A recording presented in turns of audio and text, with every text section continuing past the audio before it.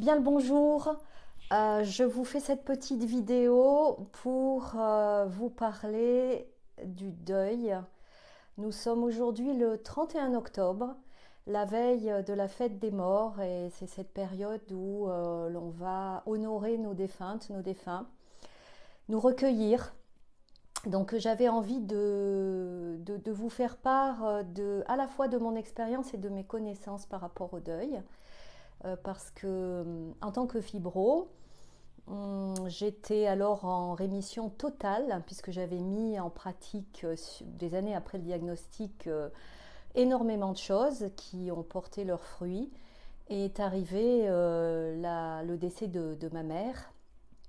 Et j'avais une relation très fusionnelle avec elle. Nous étions vraiment en connivence.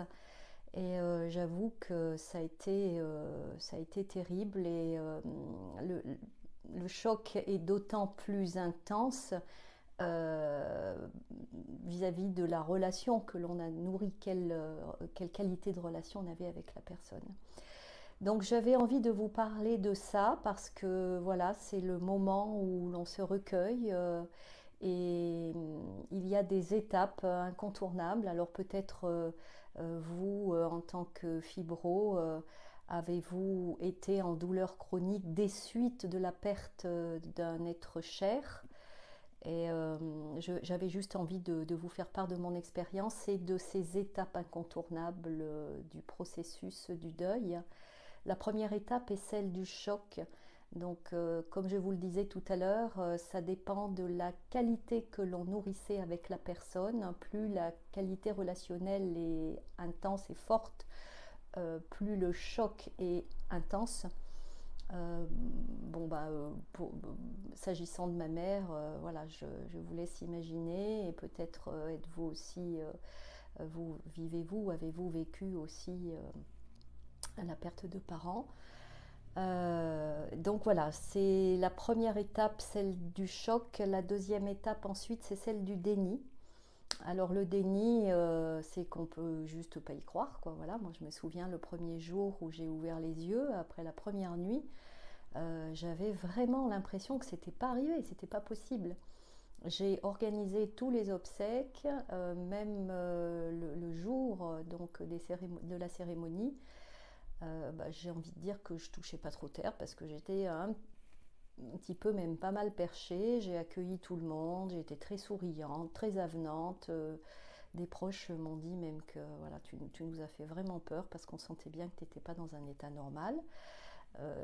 J'avais rien pris hein, du tout, ni antidépresseur ni rien. J'ai vraiment voilà, mais j'étais dans cette phase-là de déni où je survolais tout. La troisième étape, c'est celle de la colère. Alors là, on en veut au monde entier. On devient agressif, irascible, voilà. Et bon, moi, j'ai pas coupé. Hein. J'ai même réussi à me fâcher avec une de mes meilleures amies, euh, qui était pourtant très très compréhensive, mais là, c'était une espèce de tsunami intérieur, une énergie qui est tout juste pas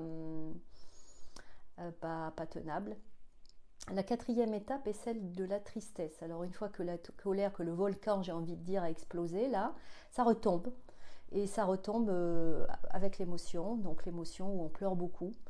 Il y a des personnes qui ne pleurent pas parce qu'elles refoulent leurs émotions, elles veulent tenir le coup, ne pas se montrer vulnérables. Mais c'est quand même de la tristesse. La cinquième étape, c'est celle de la résignation. Alors là, on a passé donc les étapes du choc, du déni, de la colère, de la tristesse. Arrive la résignation, c'est-à-dire qu'on se rend compte qu'il n'y a rien à faire, rien, c'est inéluctable. Et donc on est en profonde dépression. Voilà, ça c'est vraiment on se rend compte et on fait la traversée du désert. Là, on est complètement lucide, j'ai envie de dire, et on se résigne. Voilà. Donc, en général, c'est des moments de dépression. Ensuite arrive l'acceptation, où ben voilà, c'est un rythme, un autre mouvement qui s'impose, qui vient. Et ensuite la reconstruction, où très souvent on prend des décisions, on s'oriente différemment pour sa vie, On met en place des changements, des habitudes de vie, voilà, on se réoriente. Voilà, c'est vraiment comme ça que on sait qu'on est à la 7e étape. Alors, je ne sais pas, vous, quelles sont vos expériences, où en êtes-vous de votre processus de deuil, si c'est le cas. Est-ce que ça fait votre fibromyalgie s'est révélée des suites de la perte d'un être cher? Voilà, n'hésitez pas à laisser vos commentaires. Alors les signes indicateurs pour savoir où on en est de son deuil, parce que c'est très souvent ce que me demandent les personnes. Je ne sais pas si j'ai fait le deuil, mais en fait on se rend très vite compte que quand la personne elle revient en émotion et que l'émotion est présente, alors ça veut dire que le deuil n'est pas accompli. On arrive à savoir qu'il l'est quand on est en paix, c'est-à-dire qu'on peut parler de cela. Moi, j'ai eu toute une période où c'était tout juste impossible que j'évoque quoi que ce soit. J'ai perdu mes 2 parents coup sur coup. Et à chaque fois, c'était des pleurs. Enfin, voilà, j'étais très, très très sensible avec ça. Et puis au fur et à mesure, moi je me suis fait accompagner parce que je pense qu'il ne faut absolument pas hésiter à le faire. Poser des mots là-dessus, c'est vraiment hyper important. Et maintenant, je peux en parler de façon très tranquille. Voilà. Donc, n'hésitez pas à me laisser vos commentaires et je vous dis à très bientôt pour une autre vidéo. Au revoir. Merci d'avoir regardé cette vidéo. Vous pouvez vous abonner pour être informé des prochaines et activer la cloche pour en être averti. N'hésitez pas à mettre un pouce bleu si ce contenu vous a plu et laisser un commentaire.